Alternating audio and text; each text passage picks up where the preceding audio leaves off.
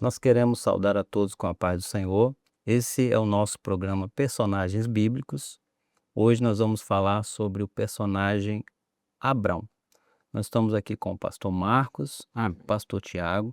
Nós vamos ler um texto que está em Gênesis, no capítulo 12, no verso 11, que diz assim: Ora, o Senhor disse a Abrão: Sai da tua terra e da tua parentela e da casa de teu pai para a terra que eu te mostrarei.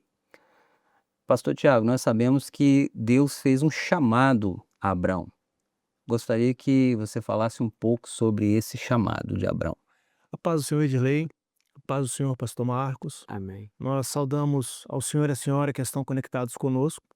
Interessante que, como mencionado, o chamado de Abrão, ele acontece em Gênesis 11:12, quando o Senhor determina que Abraão ele saia da sua casa, do meio da sua parentela, e de Ur dos Caldeus, que era uma cidade que ela tinha o costume, a cultura, né, de adorar outros deuses, podemos dizer que era politeísta.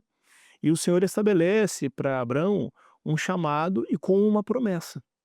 E esse chamado e essa promessa, ele é reforçado no livro de Atos, capítulo 7, verso 2, onde Estevão diz o seguinte: E ele disse: Varões, irmãos e pais, ouvi, o Deus da glória apareceu ao nosso pai Abraão, estando na Mesopotâmia, antes de habitar em Harã. Porque dentro dessa caminhada até Canaã, que era a promessa do Senhor estabelecida para Abrão, e nessa caminhada, saindo de Ur dos Caldeus com destino a Canaã, que era a terra prometida, houve uma parada em Harã. Nessa parada em Harã, Abrão e sua família, a palavra fala que o seu pai ele veio a falecer nesta cidade. E após um tempo, o Senhor ele reforça esse chamado com Abrão, direcionando para que ele siga para a terra prometida. Então, nós entendemos então que Deus ele renova a promessa dele em Harã, quando o pai de Abrão ele faleceu ali, né? Eu acredito que as promessas do Senhor, elas, elas permanecem de pé de eternidade a eternidade, né? Mas o Senhor ele relembra essas promessas em nossos corações a cada dia, né? Então nós vivemos debaixo de uma promessa, a igreja ela vive debaixo de uma promessa, Abrão estava debaixo de uma promessa, né? Houve uma parada em Harã, o Sim. seu pai faleceu, a palavra fala, com a idade de 205 anos, e novamente o Senhor ele estabelece essa promessa, lembrando Abrão: ó, você tem um chamado, você tem uma determinação, você tem que chegar até Canaã. Não é Harã, né? Não é Harã, a terra não é essa. Exatamente. A terra não é Deus está essa. falando com Abrão. Não é Harã. Você tem que ir para Canaã, que era a terra que Deus tinha prometido a Abrão. E a palavra, pastor Edilei, pastor Marcos, né, a palavra ela sempre transcende o nosso tempo, né? Ela vem da eternidade. E nessa última hora, o Senhor ele tem falado com a igreja. A Exatamente. terra não é essa. Isso mesmo. Pastor Marcos, dentre as grandes promessas que Deus fez a Abraão, Deus fez a ele uma promessa de um filho. Gostaria que nós agora falássemos um pouco aqui sobre essa promessa de um filho para Abrão. Pastor Edilei, a paz do Senhor, pastor Tiago, a paz do Senhor. Queremos estender essa saudação a todos que estão participando desse programa. Antes de entrar aqui na promessa que Deus fez para o filho de Abraão, interessante que o Tiago falou aqui do chamado de Abrão, né? E nós vemos ao longo da história, Tiago, que Abrão, ele levantou, ele edificou a Deus 3 altares, né? Foi um em Siquém, outro em Betel e outro em Hebrom. Mas nesse período da sua caminhada até chegar a Canaã, ele teve uma parada no Egito. E lá no Egito ele não edificou nenhum altar, porque aquela terra para ele era uma terra estranha, né? Não tinha como adorar em terra estranha, né? Lembramos ali da experiência do povo no livro de Salmos, né? Como se- Como entoaremos um louvor ao Senhor se a terra é estranha, né? E nós vemos que existiram coisas que marcaram a vida de Abrão durante essa caminhada, e uma delas foi o seu filho. Interessante quando Deus fez para Abrão a promessa que ele seria pai, Abrão ele tinha aproximadamente 75 anos de idade, e a sua esposa Sarai, que nessa ocasião ainda não tinha o seu nome mudado, ela também já tinha cessado os costumes das mulheres de gerar filhos. Mas nós vemos que quando Abrão completou 100 anos, ele viu a promessa de Deus se cumprir na vida dele com o nascimento de Isaque. Nós vemos que a experiência de Abrão, ela está muito ligada à nossa experiência, né? Porque Deus ele operou um milagre naquela família, como hoje Deus tem operado um milagre também na nossa vida, né?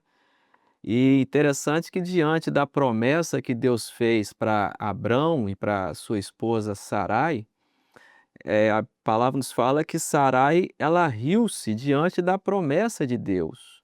Como que pode eu gerar filhos se já cessou o costume das mulheres? Mas nós vemos, né, pastores, que Deus, ele é fiel e justo para fazer zelar em cumprir a sua palavra. As promessas de Deus, elas não passam, né?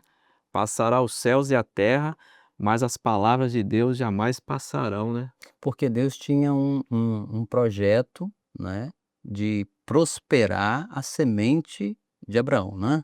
Farei de ti uma grande multidão. Justamente. Essa era a promessa. Então agora Abraão começa a viver um momento difícil na sua vida, porque a idade foi passando, o tempo foi passando, e 75 anos, como o pastor Marco disse, e ele ainda não tinha um filho, né? Então começa a algumas dúvidas no coração de Abraão. E aí Deus ele vem falando com Abraão: não, eu vou te dar um filho.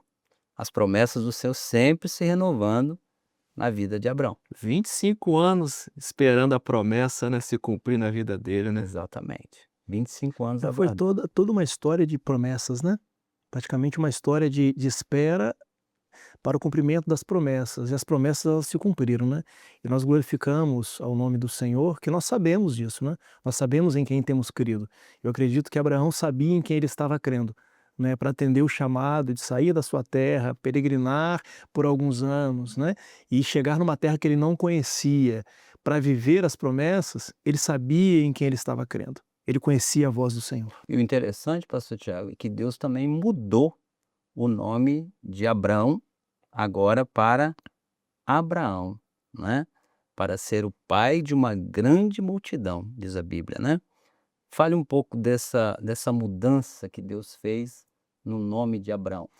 Essa mudança ela é enfatizada no livro de Gênesis, capítulo 7, verso 5, que a palavra nos diz o seguinte: e não se chamará mais o teu nome Abrão, mas Abraão, e será o teu nome, porque por pai da multidão de nações te tenho posto.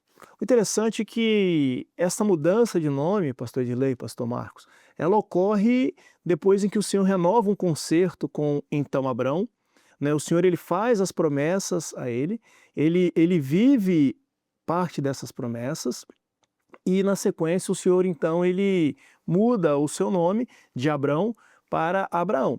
Interessante que Abrão, no judaico, Ibrahim, que significa excelso pai ou pai honrado. E nessa mudança de Abrão para Abrão, Ibrahim, né, no original, que é pai de muitos ou pai de uma multidão, na sua tradução. E essa mudança de nome ela ocorre na entrada ou já dentro de Canaã. E nos chama a atenção a necessidade de uma nova identidade, porque ela ocorre com 99 anos de idade. Nós observamos que são 99 anos que ele viveu dentro de uma influência, né? Ele saiu de Ur dos Caldeus, ele parou em Harã, que também era uma cidade politeísta, Ok. né? Estava ali no meio da sua família, e o Senhor determina: sai da casa do teu pai, sai do meio da tua parentela e segue para onde eu vou te direcionar, onde eu vou te mostrar. Então, para nós podermos entrar na terra prometida, podemos viver a promessa, há, acima de tudo, a necessidade de uma nova identidade, de uma transformação. E o interessante é que no nome de Abraão estava a promessa, né?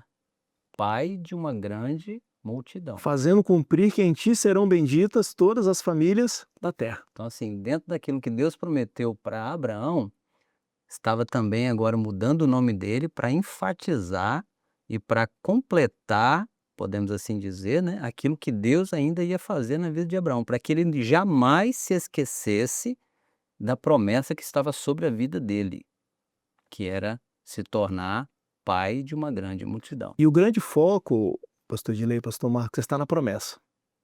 O grande foco está na promessa, nas promessas que ele viveu, que ele viveria, e a igreja, ela está com foco na promessa. Nós vivemos de promessas, né? Promessa. Promessa do Senhor é a eternidade. Então, Abraão estava debaixo de uma promessa de uma terra.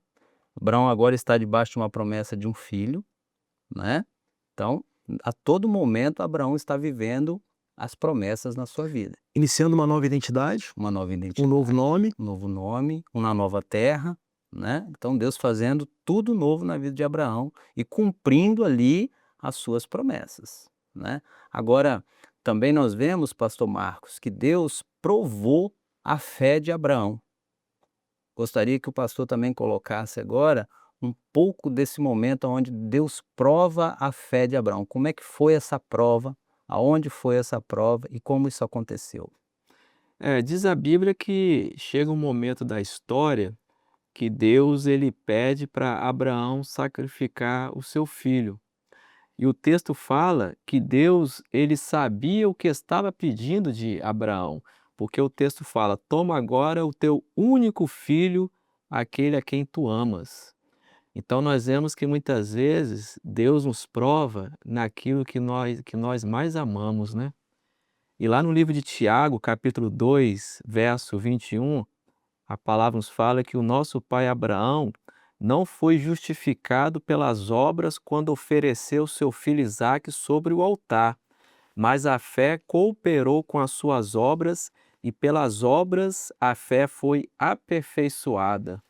Então nós vemos esse aperfeiçoamento que Deus ele proporcionou na vida de Abraão através da sua fé.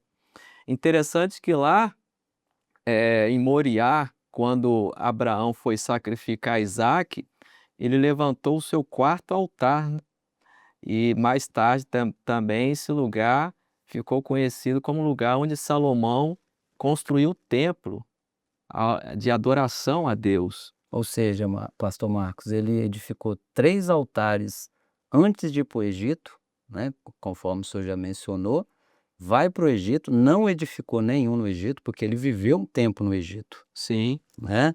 Nós conhecemos pela palavra que Abraão peregrinou na terra do Egito, mas ele lá não edifica nenhum altar, agora ele retorna para Canaã, né, e edifica o 4º altar.